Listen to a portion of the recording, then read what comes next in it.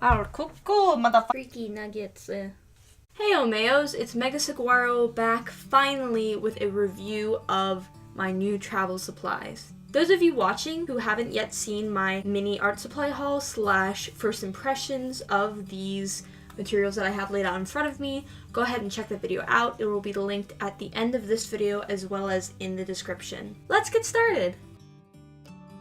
Before I get into the main part of the review, I first wanted to show off what I used to use as travel supplies or like on-the-go supplies, if you will.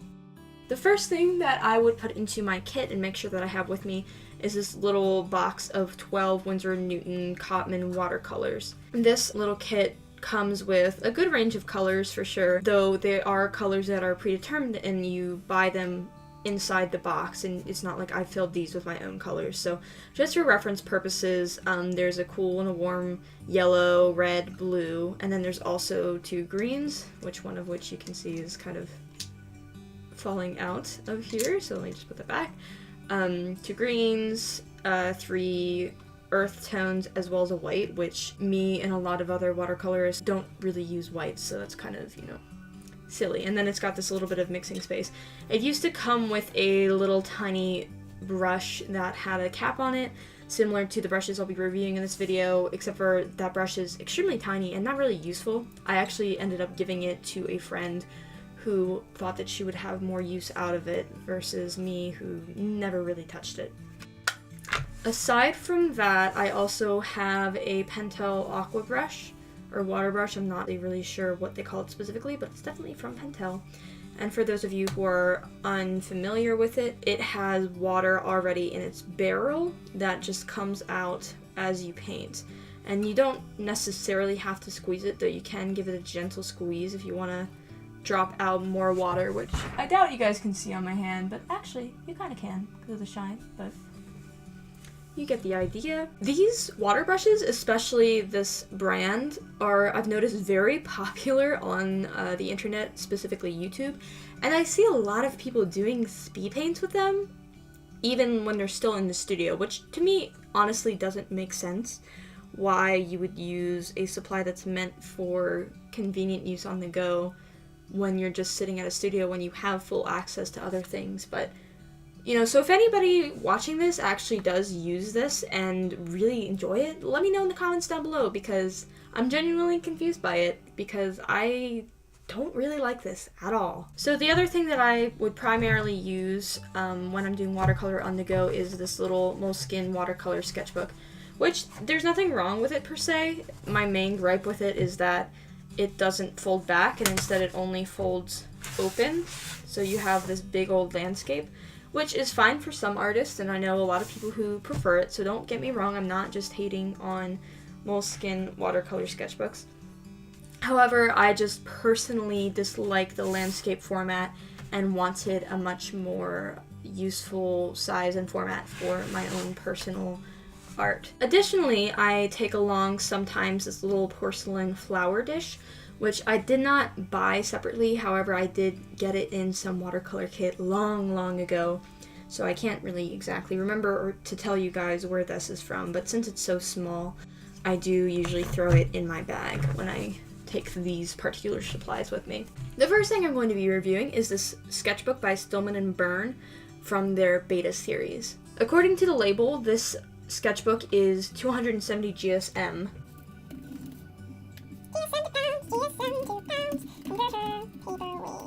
As you guys can see from the label, this paper is 270 GSM, which if you're American like me and you know a lot of paper weights just by pounds instead of GSM, that equates to about 182 pounds. So for the record, this Stillman and Birn sketchbook is a heavier paper weight than this Moleskine watercolor notebook, which is about 130 pounds or 200 GSM. In case you guys want another point of comparison, a pretty popular watercolor paper brand that I've seen that I know a lot of people use is this 400 series Strathmore watercolor paper, which, just for reference, if you've ever used this, is 140 pounds.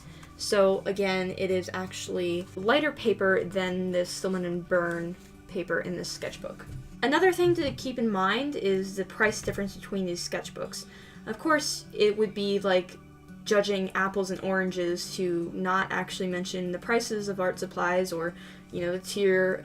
And while price does not always equal quality, a lot of times with art supplies, in my opinion, it does. So it's only fair to mention that on dickblick.com, the 7x7 25 sheet beta series mixed media sketchbook from Stillman and Birn costs $15.99, while the Moleskine watercolor notebook of this size, the small size, cost $8.38. All numbers and things like that aside, I think it's only fair that now we talk about how the paper itself actually performs. So I'm going to take this off for now. Oh, though while I do that, I do need to remember to mention to you guys that the paper is archival. I'm not actually sure how many papers these days aren't archival, since I know that's like a big deal to a lot of artists. Though I do have to say, looking at the description on DickBlick for the Moleskine sketchbooks, it does not specify that they are archival, though I'm not sure if that means that they actually are or aren't. Since I no longer have the label to my sketchbook, I cannot confirm that for you guys. Alright, so here's my sketchbook and it's Naked Glory, and yes, I put a sticker on it. It was from a beer store, a craft beer store, because I love stickers, as you can probably tell by my other sketchbooks. But so I did a few different pieces of art in the sketchbook so far, just so I could give it a fair shot and try it out with all the mediums that I recommended, which, as we recall from the paper here, is dry and wet media, watercolor, and ink. I don't really work with a whole lot of dry media, so I didn't really give that a whole big go, but what I can say as far as sketching on it with graphite is that this paper is pretty erasable, which is something that's really important to me when looking for a sketchbook paper, because I make a lot of mistakes, and I also have a really bad habit of drawing with a kind of heavy hand. And even though I've been trying to work on that, it's still really great to have a paper that erases cleanly, doesn't tear, doesn't get all like pilly, if you guys know what I'm talking about, or anything like that when I erase it. So that's important to mention. This first thing that I did here was done with really light washes, and I think I've only done like a total of 2 layers down here on this little part of the drawing, just to get that nice and dark. And this page was mostly done to swatch out my colors, which, as you guys can see, these colors down here in the little drawing of the palette I brought with me, they are all straight from the tube colors. So they're all very vibrant. I don't know how they would compare to an even nicer paper, but they seem very vibrant to me, so definitely the paper is doing its job as far as like letting those colors shine through. And in case you're wondering, the granulation down here is in fact granulation, and it is not pilling at the paper. That brings me to another major point that you guys who are really big into watercolor might want to know, and that's that this paper actually, though it is cold press, does not have a lot of tooth. It's pretty smooth, and in fact, I probably, if someone just handed this to me out of the blue and had me guess whether this watercolor paper were cold press or hot press, I might even guess hot press. It's kind of that smooth, which is good news to you guys who are similar to me and like that texture and like having a smooth surface to do inks on. But for those of you who want a little bit more texture in their sketchbook paper, just be warned. So this next drawing I did, I tried to do more layers, and ended up doing a little bit of lifting because, like I said, I make a lot of mistakes.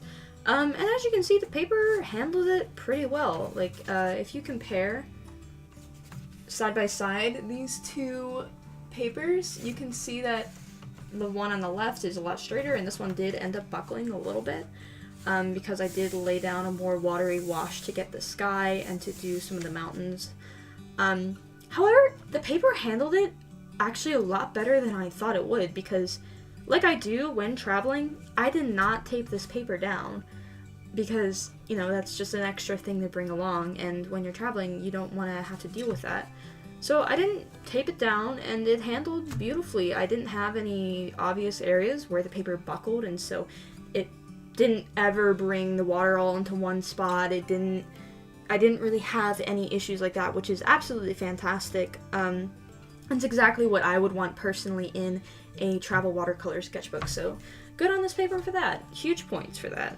For your guys' information, I think the most layering I did on this particular page was probably 3 or 4 layers. Okay, so next I did a little bit of a test of just ink using microns on the sketchbook, and like I said before, because of the smooth surface, it was relatively easy. However, I did notice some feathering with the inks when I was laying down color, and I also noticed an inconsistency in the color itself, which could be the pens, so I'm going to, towards the later half of this video, do a little bit of a test with the pens themselves on a couple different papers when I go to review those. But as far as how the sketchbook performs with ink, pretty okay. Because it does have a little bit of tooth, obviously you're not going to get precisely smooth lines, but definitely they appear precise enough, at least for my particular taste. A lot of the bumps you see in this illustration is my own fault, not really the sketchbook's, just for the record. I also tested this paper out with some Copic markers, since I know a lot of people like to use mixed media paper sketchbooks to practice their Copic marker drawings. I admit I have been really spoiled when it comes to doing Copic in sketchbooks, since I have a while ago tried and since have never stopped using this particular sketchbook called Crescent Render sketchbooks. And those are great. So by the way, if you guys want me to do a video on those sketchbooks, I totally will, because I absolutely adore them. But this is not what that video is about, so I digress. But because I've been spoiled, you know, it's not like I was wowed by how Copics performed on this paper. But if you did want to use Copics on this paper, you totally could.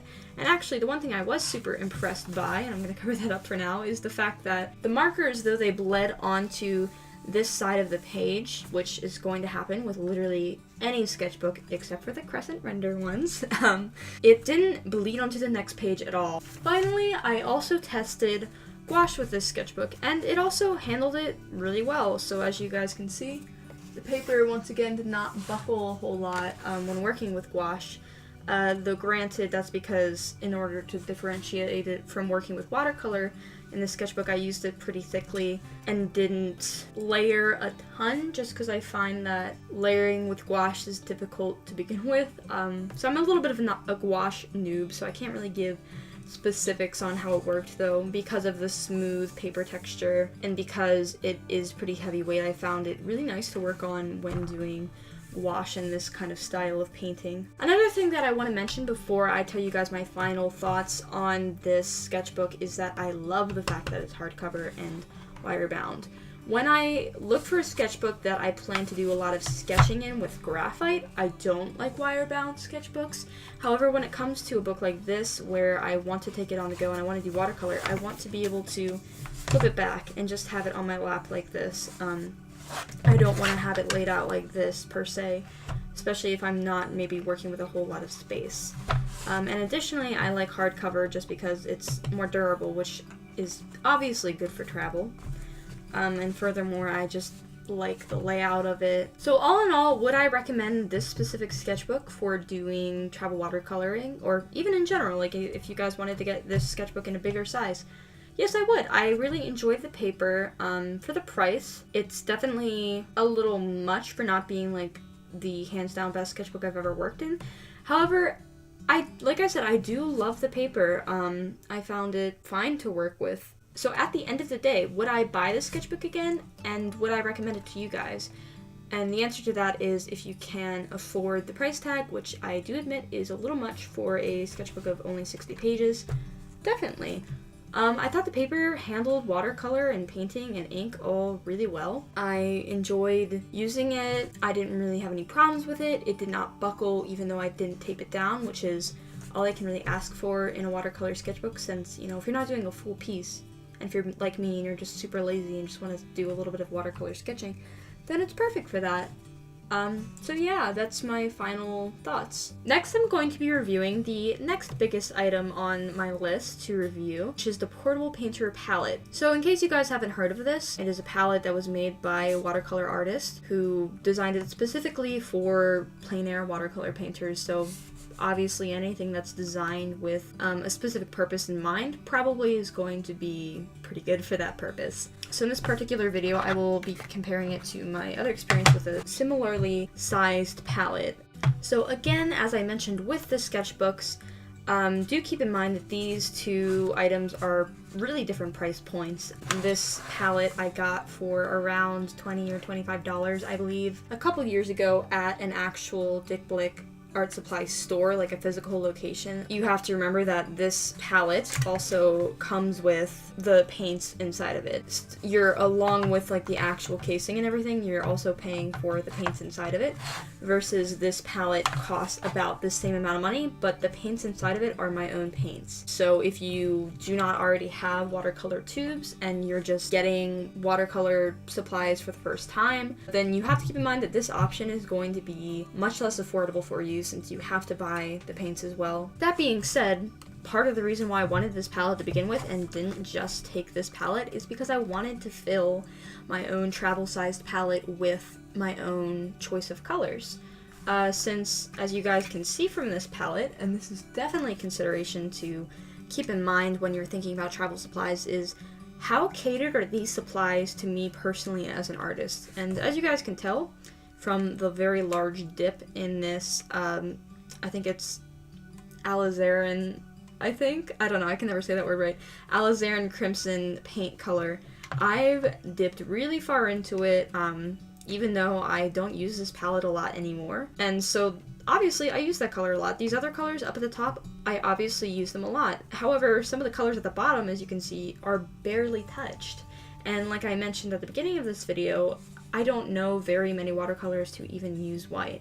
So then there's a whole bunch of, if you think about it, wasted space in this palette just because the colors aren't specifically catered to me as an individual.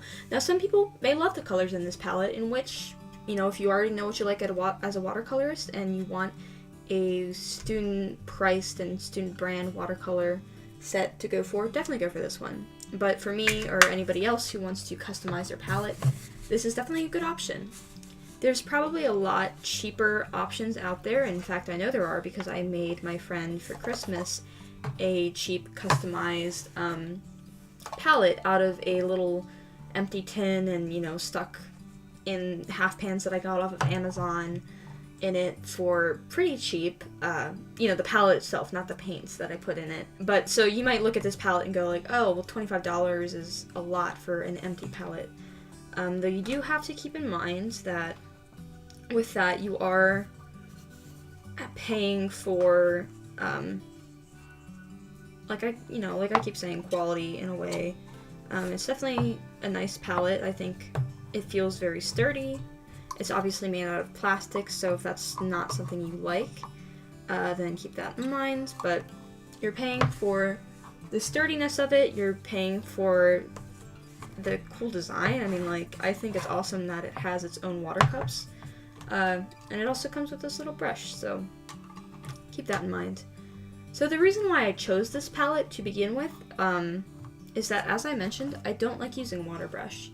So in order to not use a water brush, I still need water containers, which means if I do travel with my watercolor, I often end up bringing these little bad boys, which are just little Cento jars that I've repurposed for small watercolor jars that I can throw in my bag and fit places.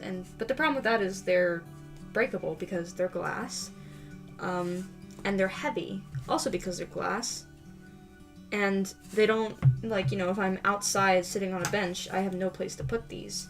Versus the design of this palette is so that, oh no, I spilled water everywhere. Messed that one up real Gucci. So for me, part of the appeal of this palette was that you can set this down in, like, all in one piece. You have your water containers, you have a place to store your brush, you have your palette mixing spaces, and you have your paints.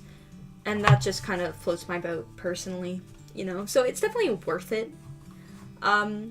If you guys are similar to me as an artist, but if you guys like water brushes, definitely there's plenty of cheaper options out there, and I would recommend those over this one. However, this palette, like I said, if you are like me, has plenty of pluses, and therefore I deem totally worth it. I would like to point out to you guys that in this space for a brush, in case you don't like this brush like I do, these silver black velvet brushes that you will see later in this video also fit, oops, wrong way, they also fit in this palette, and it can close properly. So in case you guys wanted to know, just for reference of the size of it.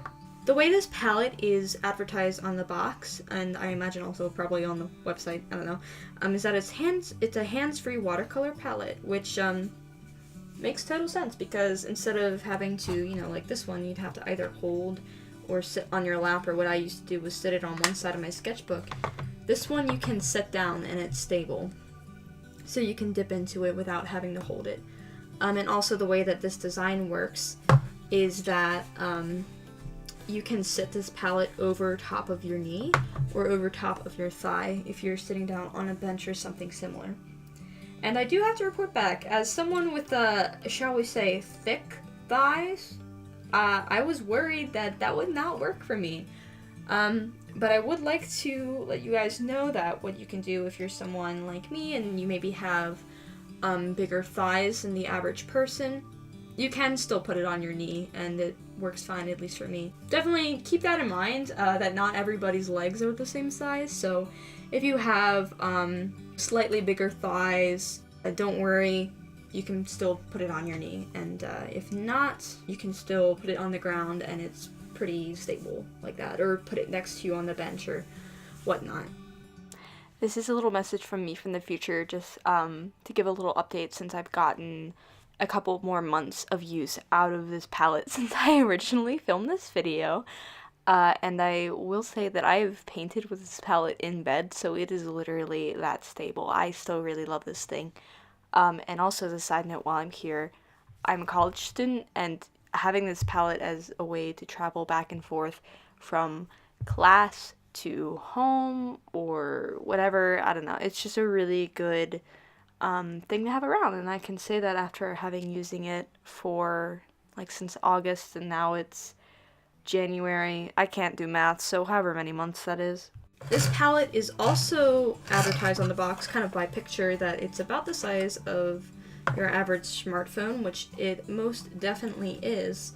I'm not gonna take it apart to show you guys again, but it is the same size as my phone, only a little bit thicker, so it's definitely pretty small. You know, not as small as this one, but still a really good size. The palette has 12 quote-unquote removable half pans, and that's because they each on the back of them have a small little sticky dot so that they're secured in the palette, which, oops, I forgot to take out the brush, but as you can see, they're not falling out of the palette or anything like that. However, I actually could not get all of the pans out when I was filling the paints, and some of them I had to fill while they were still in the palette like this, which isn't a huge deal, but it does definitely make it a little bit more difficult and messy. So just so you guys know, you may have trouble getting them in and out of the palette, but honestly, I'd rather have them stuck in than fall out, but that's just me. The one point of criticism that I do have for this palette, besides the price, which isn't so much of a criticism as it is a con to the palette, I personally prefer my palettes to be bright white instead of this kind of creamy off-white. Another feature of this palette that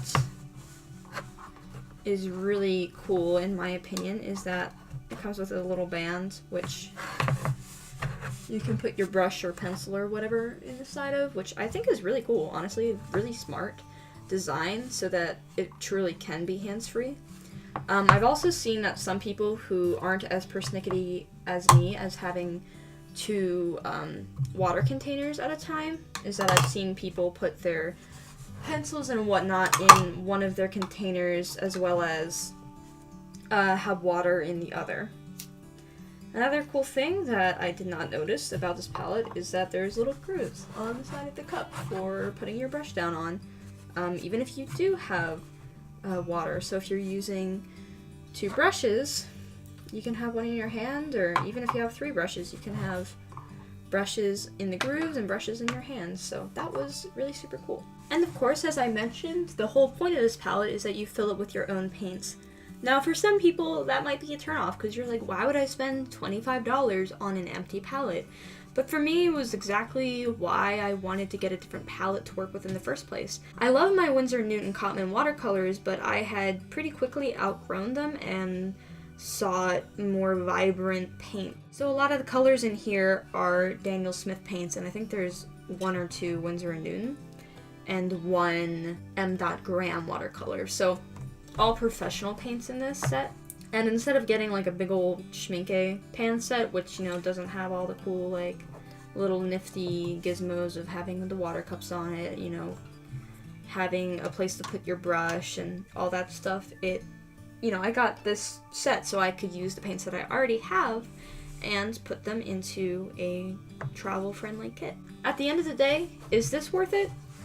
This one depends almost more than the sketchbook does, I'd say, because definitely, I'm not kidding you guys, like, $25 for an empty palette, to me, feels like a lot. But if you want to fill it with your own paints, and if you like using water sources instead of a water brush, and if you really like having a lot of mixing space and all of these different pros about this palette, then definitely this palette is for you, and I would definitely say that this is worth my money.